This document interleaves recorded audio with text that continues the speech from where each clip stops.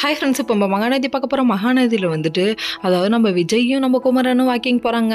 ஒன்றா சகலையும் சேர்ந்துட்டு வாக்கிங் போக ஆரம்பிச்சிட்டாங்க. என்னையா குறை பேசுவீங்க அப்படிங்கிற மாதிரி ஆயிடுச்சு. அவங்க என்ன சொல்கிறாங்கன்னா, ஷூட்டிங் போகணும்னு நினைக்கிறாங்க. ஆனால் ஷூட்டிங் போக வீட்டில் விட மாட்டேங்கிறாங்க. அவங்க கண்டினியூஸாக ஷூட்டிங்கும் கொடுக்க மாட்டேங்கிறாங்க. 2 நாள் 1 நாள் தான் கொடுக்குறாங்க அப்படிங்கிறாங்க. கண்ணா, திறமை இருக்கிற உனக்கு கண்டிப்பாக நீ பொழைச்சிக்குவாப்பா அப்படிங்கிற மாதிரி ஆயிடுச்சு. அதுக்கப்புறம் ஹெல்ப் பண்ணணும்ல, யாராவது கொஞ்சம் ஹெல்ப் பண்ணால் தானே கடவுள் இருக்கான் அப்படிங்கிற நம்பிக்கை அவங்களுக்கு வரும். அந்த மாதிரி நம்ம விஜய் என்ன பண்ணிட்டாருன்னா, டொபுக்குன்னு டேரக்டர் நம்பர்லாம் அனுப்பிவிட்டு இவங்கள்ட்ட நான் பேசினேன்னு சொல்லிட்டு போய் நீங்கள் பேசுங்க, அங்கே போய் ஆடிஷன் அட்டன் பண்ணுங்க அப்படின்னு சொல்கிறாங்க. வேறு லெவல்ப்பா அப்படிங்கிற மாதிரி. பொண்டாட்டி உடம்பு சரியில்லைன்ற கவலை கூட இல்லை. அதுக்கப்புறம் வாக்கிங் போயிட்டு வந்தவர் திடீர்னு அதுக்கப்புறம் பொண்டாட்டி ஞாபகம் வந்துடுச்சாட்டுக்கு. அதுக்கப்புறம் கிட்ட வந்து படுத்து, எந்திரிமா காவேரி, என்னாச்சு, ஏன் இன்னும் படுத்தே இருக்கு அப்படின்னு பேசுகிறாங்க. பேசுறதுக்கெல்லாம் முகம் கொடுத்து பேசாமல் இருக்கிற ஆர்வ கோளாறு, இதை பற்றி தெரிஞ்சுன்னா நறுக்குன்னு மண்டையிலே கொட்டு வரவர் அப்படிங்கிற மாதிரி ஆயிடுச்சு.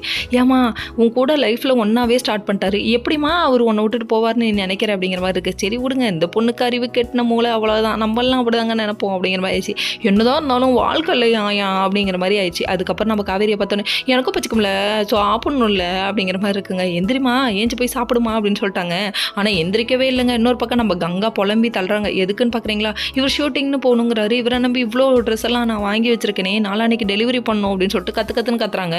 நான் தச்சிட்றேன் வந்து அப்படின்னு சொல்லியும் கேட்கவே இல்லைங்க. இவர் பிடிவாதமாக கிளம்பி போயிட்டாரு. அங்கே போய் ஆடிஷன் அட்டன் பண்ண அங்கே அவங்க என்ன சொல்லிட்டாங்க தெரியுங்களா, வெயிட் பண்ணி பார்த்துட்டு எல்லாரோட ஆடிஷனை பார்த்துட்டு ஒன்று செலக்ட் பண்ணுறேன் அப்படின்னு சொல்லிட்டாங்க.